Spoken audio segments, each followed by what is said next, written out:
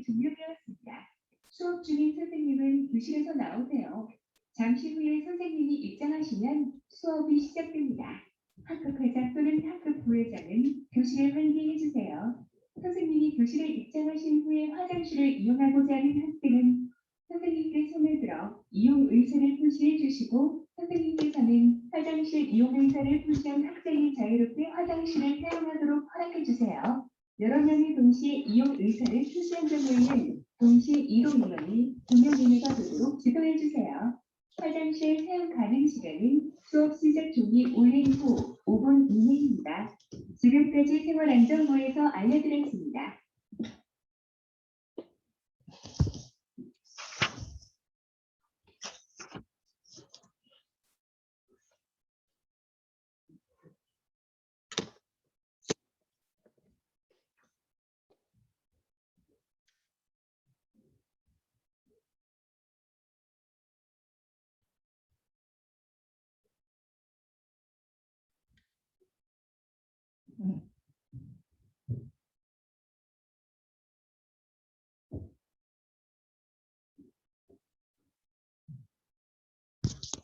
얘들 안녕.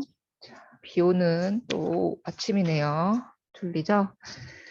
자, 오늘은요, 82페이지 어제 교회 분열까지 하고 교환권의 강화까지 했으니까 오늘 크리스트교 문화 들어갈게요.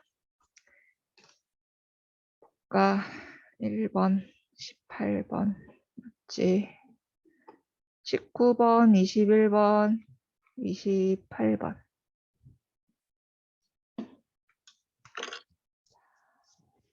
오늘 들어갈 거는 82페이지인데 저번 시간까지 배웠던 거 다시 한번 또 쭉 정리해 줄게요.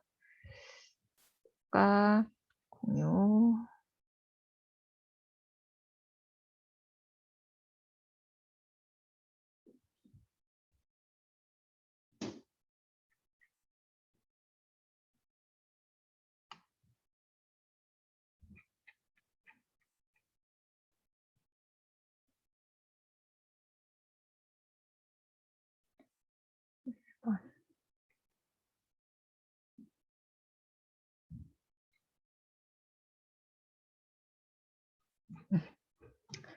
자, 오늘 학습 목표는요. 준비됐니? 2-4 세계종교 확산과 지역문화 형성 다 왔네. 2-4까지 왔어. 크리스트교 문화의 형성과 확산.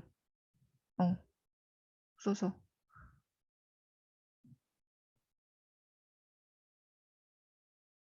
19번 꺼놨네요.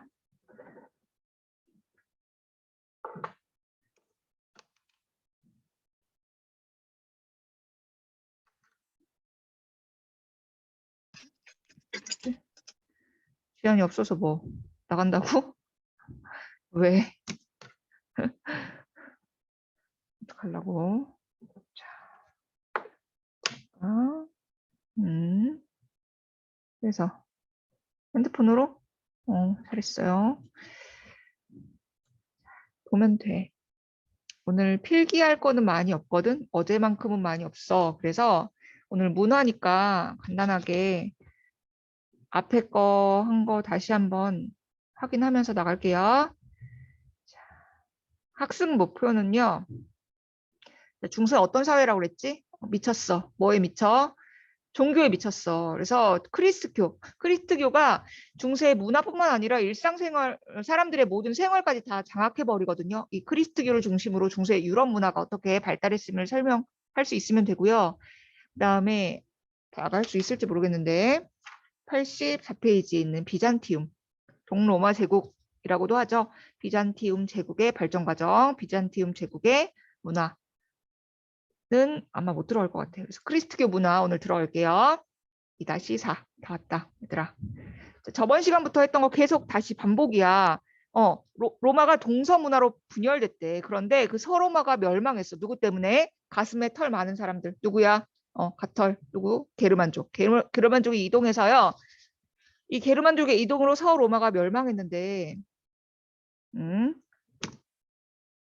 서로마가 멸망했는데 프랑크 왕국 오랫동안 번성하죠. 카로루스 대제 이후에 프랑크 왕국이 분열됐다. 그래서 지금 알고 있는 독일, 프랑스, 이탈리아의 기원이 된다. 그리고 이 시기에 어떤 제도는 뭐야? 이민족의 침입이 잦았기 때문에 8번? 8번에가 왜 들어오지? 이민족의 침입이 잦았기 때문에 자기를 보호해 줄 수 있는 이런 기사 계급이 성장합니다. 그래서 기사 계급끼리의 관계, 계약에 의한 계약 관계, 봉건 제도라고 했죠. 이런 쌍무적 계약 관계에 의한 주종 제도를 맺어서요. 봉신한테 봉토를 제공해. 그 봉토가 뭐가 되는 거야? 장원이 되는 거죠. 다음 페이지. 장원, 폐쇄적인 농촌 공동체라고 했잖아. 장원에 살고 있는 노예 같은 농민들, 누구야? 농노. 그래서 봉건제도는요, 어떤 주종 제도를 바탕으로 한 경제적으로는 장원제도 체제 안에서 굴러가던 시기였다. 저번 시간에 이제 잠깐만. 저번 시간에 교회가 분열되었어. 그렇지? 기억나니? 서로마와 동로마로 영토가 분열되는 것까지는 알겠어. 그런데 그 영토 분열 안에서도요. 성상 숭배를 놓고 동로마 교회와 서로마 교회, 즉 로마 카톨릭 교회와 그리스 정교로 교회도 분리되었대. 그렇지? 그래 교황이 자기 정치적인 영향력을 강화하기 위해서 프랑크 왕국과 뭐 했어? 계약을 맺었죠. 프랑크 왕국과 유대를 강화하려고 했다. 봉건제도 안에 편입시킨 거야. 그래서 이런 모습은 진짜 교회의 모습이 아니다. 교회의 본래 모습으로 돌아가야 된다. 교회가 세속화되는 건 이건 아니다라고 해서 클리니 수도원의 수도사들을 중심으로 교회 개혁 운동이 일어났다. 그렇지? 그래서 교황도 맞아, 맞아. 그 저 성직자 임명권 저런 세속적인 성직자 임명권을 주군한테 있기 때문에 세속적으로 변하는 거야. 이 성직자 임명권은 우리 교회에서만 하겠다라고 하면서 프랑크 왕국의 주군들과 로마 교회의 싸움이 일어나는 거죠. 그래서 국왕과 제후가 성직자 임명하지 말라고 하는 성직자 임명권을 두고 대립하자 뭐가 일어났어? 결국 누가 이기니? 교황이 이기죠. 주군이. 하일리 4세가 카노사의 굴욕으로 교황한테 사과를 하는 일까지 벌어지자 교황이 교황권이 하늘을 치닫고 뭐라는 얘기까지 해. 교황은 태양, 황제는 달이다라는 얘기까지 하죠. 여기까지 했었어. 맞지? 그럼 이걸 바탕으로 82페이지 이제 넘어갈게요. 배운 내용 다시 한번 쭉 정리한 거거든. 정리됐니? 자, 그래서 계속 말하지만 어떤 이게 중심이야. 이게 뭐야? 서유럽 중세 시대를 설명할 수 있는 커다란 기둥이 두 개가 있는데 하나는 크리스트교라고 하는 종교고요. 하나는 봉건제도라고 하는 사회 체제예요. 크리스트교로 누구의 세력이 강화됐어? 교황권, 즉 신앙 중심의 사회였고요. 봉건제도로 누구의 힘이 약해져? 8번에가 왜 자꾸 들어오지? 봉건제도로 누구의 힘이 약해져? 왕권의 힘이 약해져. 왕이 계속 뭐 하는 거야? 부동산 떼어주는 거잖아. 그치? 장원을 떼어줘야 될 거 아니야. 봉토로. 그래서 왕권의 힘은 약화되는 지방 분권적인 사회였다. 자, 이렇게 크리스트교가요. 일상생활의 모든 생활을 지배합니다. 82페이지 제목에 나와 있죠. 크리스트교가 중세인의 모든 삶을 지배하다. 필기 준비됐니? 필기라고 할 것도 없어. 그냥 책에 나온 설명을 그대로 얘기해 줄 거야. 일상생활을 지배한 크리스트교.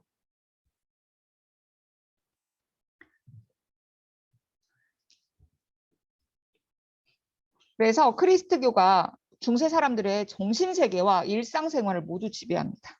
정신과 육체를 모두 지배했다고 생각하면 돼. 그리스도교가 중세 사람들의 정신세계와 일상생활을 모두 지배했다. 첫 번째 줄에 바로 나오죠. 그리스도교가 사람들의 정신세계와 일상생활을 지배했다. 구체적으로 어떻게 지배했을까? 태어나면서부터 죽을 때까지 교회를 떠나서 살 수 없어요. 태어나면 뭐를 해야 돼? 바로 세례를 받아요. 교회에서 세례를 받아야 돼. 이게 두 번째 줄 맨 끝에 있거든요. 태어나면 세례를 받는다. 태어나자마자 이제 교회에 예속되는 거야. 태어나면서부터 세례를 받고요. 사람들은 모든 생활을 교회 안에서 합니다. 그래서 7일, 그러니까 뭐라 그러지? 주일이 되면 꼭 예배를 드려야 되고요. 자기가 일상생활을 하다 죄를 지으면요, 그 죄도 누구한테 고백해? 경찰서에 가서 고백하는 게 아니라 신부님, 교황한테, 교회에 있는 수도사들한테 고백을 해요. 고해성사라고 하는데요. 이 고해성사 통이 있어. 지금도 있을걸? 천주교 성당에 가면 이 고해성사통이 있단 말이야. 그래서 자기가 죄를 지으면, 일상생활이잖아. 그냥 죄를 지으면 누구한테? 성직자한테 고백합니다. 이것도 바로 책에 있거든. 세 번째 줄. 죄를 지으면 성직자에게 고백했다. 없는 말 쓴 거 아니지. 다 있는 말인데 이렇게 구조화 시킨 거야. 그러면서 이런 교회의 어떤 행사가요, 그 사람들의 생활이 되는 거야. 교회가 정한 달력에 맞춰서 일하고요. 수확량의 10분의 1, 11조라고 하죠. 11조를 교회에 바치고요. 풍년을 기원하는 그런 축제마저도 교회 행사로 자리 잡습니다. 수확량의 10분의 1은 교회에 무조건 바쳐야 되고요. 풍년을 기원하는 마을 사람들의 행사도 곧 교회 축제인 거야. 이렇게 일상생활을 모두 지배했다. 이것도 바로 나와 있어요. 교회가 정한 달력에 맞춰서 일하고 수확량의 10분의 1을 교회에 바치고요. 풍년을 기원하는 풍습은 교회 축제로 이어집니다.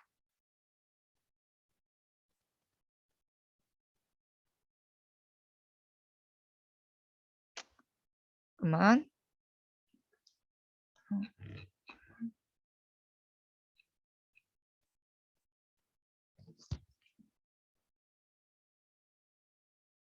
연락해줘야 될 것 같아서 8반에 연락.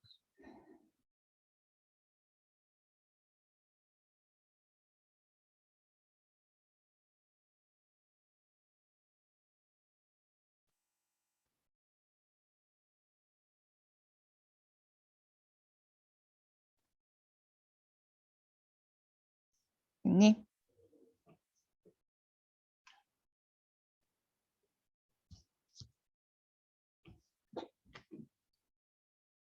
뭐지? 됐어. 그 다음에 기사들의 활동에도 영향을 미쳐서요. 교회 축제일에는 전투가 금지됐어. 기사들의 활동에도 교회가 크게 영향을 미쳤다. 당시 중세는 어떤 계급이 성장하던 시기였어? 기사 계급. 이 기사 계급마저도 교회의 일정, 즉 교회 축제에는 전투가 금지되는 등 기사들의 활동에도 영향을 미쳤다. 그래서 바로 밑에 줄에 또 있죠. 기사들의 활동에도 영향을 미쳐서 교회 축제일에는 전투가 금지되었다. 바로 밑에 줄에 있는 가장 무서운 형벌은 뭐야? 교회로부터 추방되는 거잖아. 교회로부터 추방되는 거 뭐야? 파문이죠. 그래서 하을리 4세가 그 파문을 풀어달라고 카노사에서 굴욕적으로 무릎 꿇고 막 사과한 거 아니야. 그쵸? 따라서 중세 유럽에서는요. 서유럽에서는 교회를 떠나서 태어날 수도 죽을 수도 없었다. 반면에 혼인도요. 교회 안에서의 혼인만 유효했어. 지금 성직자가 혼인 서약을 해주고 있죠. 교회 안에서의 결혼만 유효하고요. 말 그대로 죽을 때도 장례 절차도 교회 안에서 행해졌어.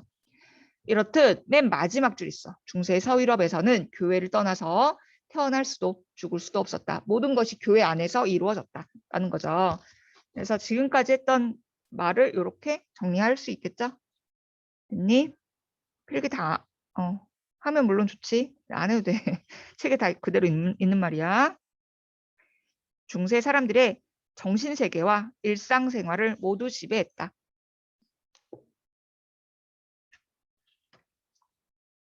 그렇다면 이런 일상생활 말고 어떤 학문이나 교육은 어땠을까요? 발달할 수 있었을까? 모든 것이 다 교회 중심으로 이루어진단 말이야. 중세 시대는 암흑의 시대라고도 하는데요. 그러니까 어떤 인간의 호기심이나 인간의 어떤 그런 이런 과학이나 이런 게 발달되지 않아요. 발달되지 않아. 모든 게 신중심, 교회 중심으로 운영되고 있었다. 학문도 마찬가지야. 그래서 83페이지 넘어갈게 이제. 83페이지에 보면요. 크리스트교를 중심으로 이제 학문도 발전하는데요. 중세 문화는 모두 크리스트교 중심이었기 때문에 두 번째 줄에 바로 나와 있어. 학문과 교육도 마찬가지로 크리스트교의 영향을 받습니다. 학문과 교육도 크리스트교의 영향을 받았다. 학문과 교육마저도 교회 중심의 그런 영향을 받았다라는 거죠. 첫 번째 학문은요. 어떤 사람이 등장하냐면 학문에서 또 이름도 어려운데 토마스 아퀴나스라고 하는 사람이 등장해요. 이 사람은 신학자예요. 근데 신학대전이라고 하는 책을 썼어. 토마스 아퀴나스. 이름 어렵죠. 토마스 아퀴나스. 이렇게 생겼어요. 수도사인데요. 토마스 아퀴나스. 토마스 아퀴나스. 내가 아는 토마스는 이 사람밖에 없는데. 미안합니다. 토마스 아퀴나스. 토마스 아퀴나스. 이 사람은 뭘 얘기했냐면요. 신앙과 이성의 조화를 얘기해요. 어려운 말이지만 어떤 말이냐. 신앙, 즉 신의 존재를 이성적으로, 철학적으로 증명할 수 있냐 이거예요. 이 사람은 증명할 수 있다. 이렇게 얘기를 하는 거야. 즉 신앙과 이성의 조화를 추구했다. 그러니까 예를 들어서 그런 거야. 신의 존재를 증명할 수 있어요? 증명할 수 있지. 어떻게 해요? 만약에 생명체가 어떻게 태어났을까? 아니면 뭐 온 사계절의 모든 계절의 변화와 만물의 변화는 어떻게 설명할까? 다 신의 존재가 있기 때문이야. 이런 식으로 신앙을요. 어떤 철학이나 이성으로 설명하려고 했어.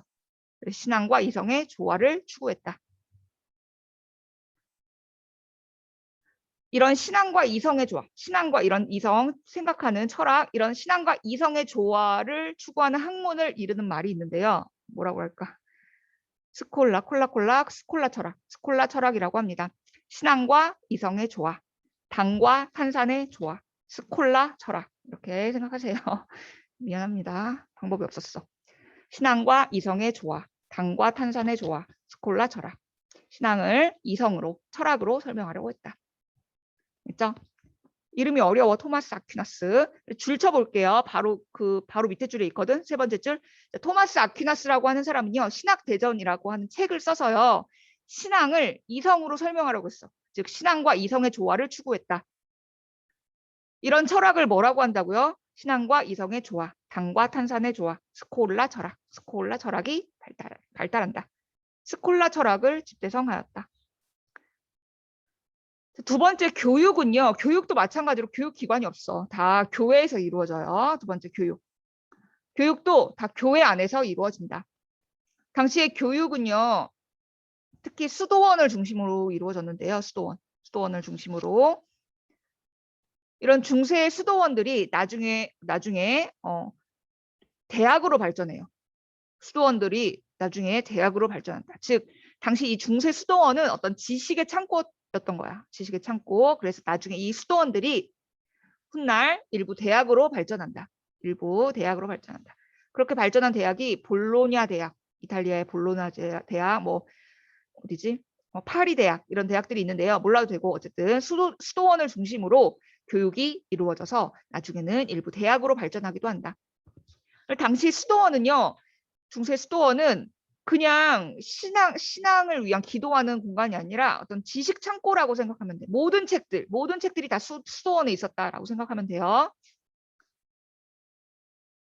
그래서 중세 수도원에 무슨 실이 따로 있냐면요. 필사실이 따로 있어요. 필사실.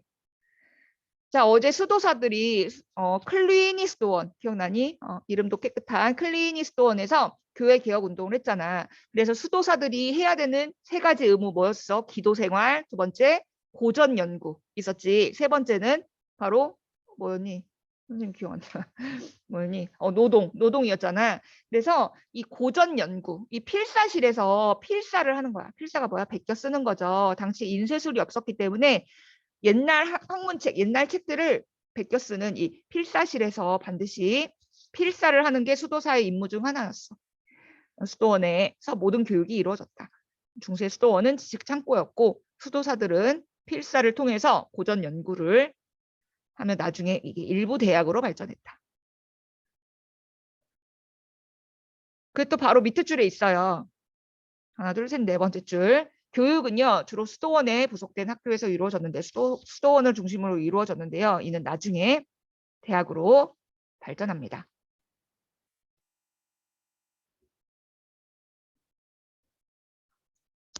됐니? 그 다음에 세 번째, 건축은요. 세 번째 건축.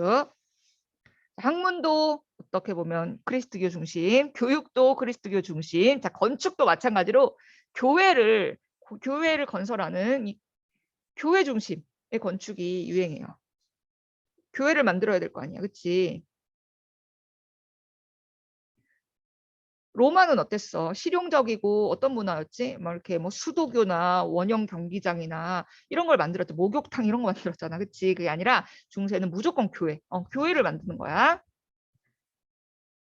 교회를 만드는 양식이요, 좀 변화가 있는데요. 처음에 서유럽에서 누가 쳐들어왔지? 게르만이 쳐들어왔잖아. 그 원래 있던 로마 문화에 게르만 문화가 합쳐져서요. 처음에는 로마네스크 양식이라는 게 유행하는데요.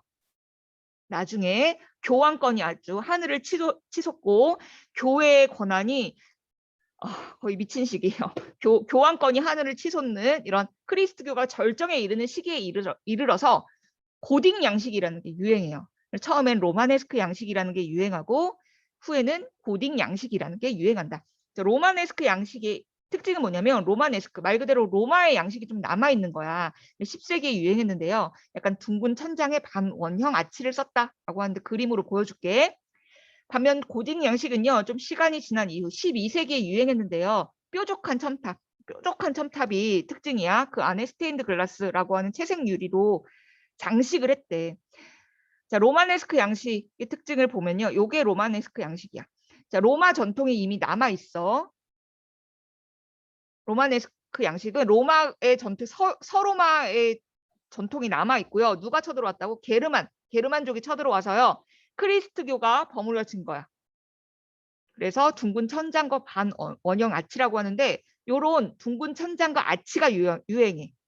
로마네스크 양식의 특징이에요.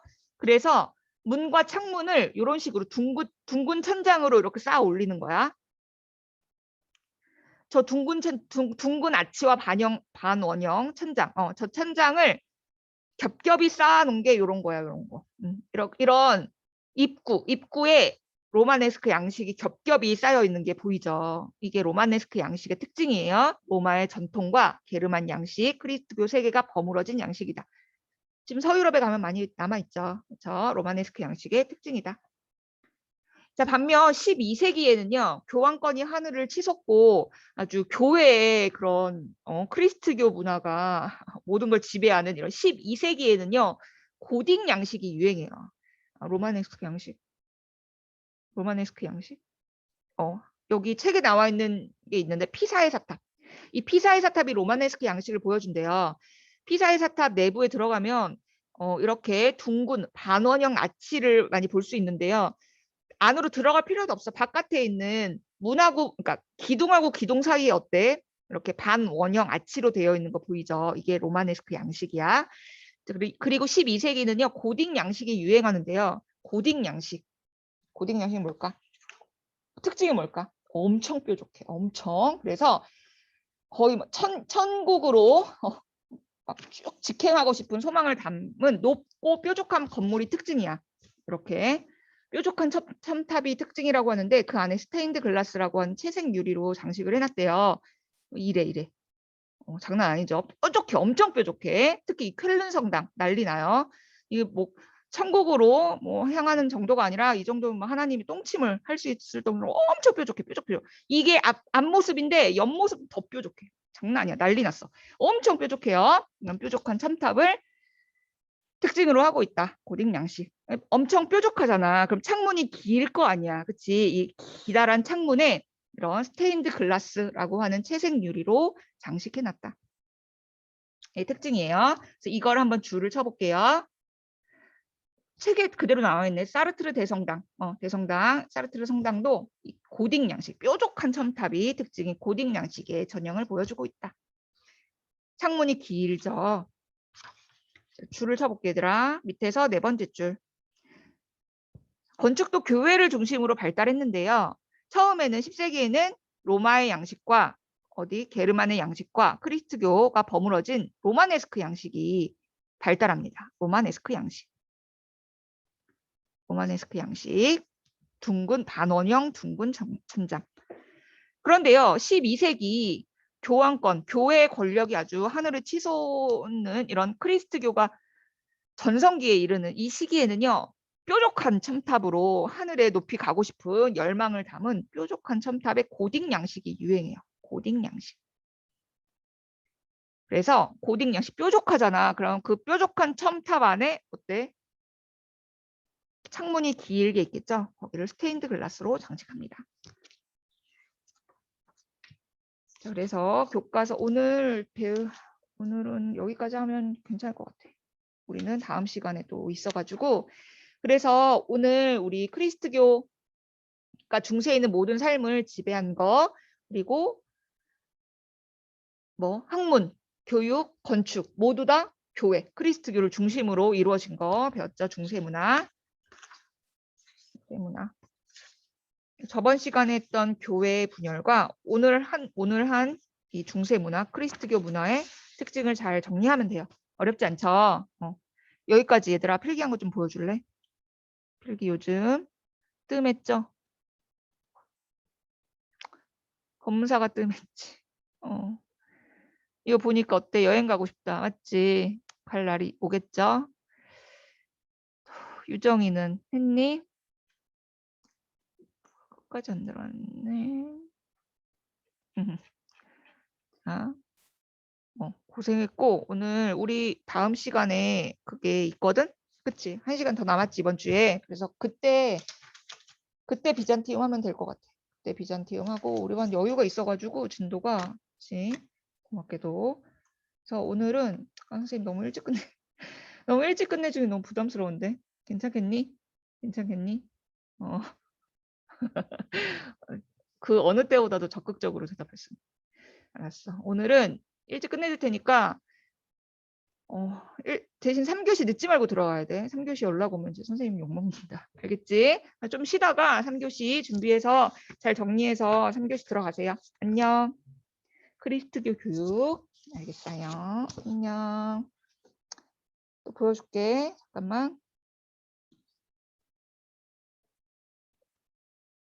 요거?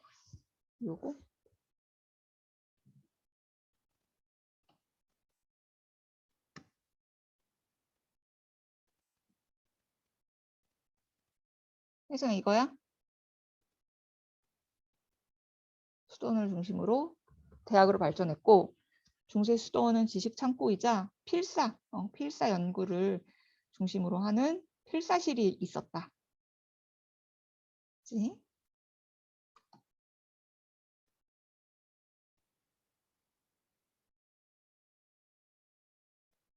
안녕.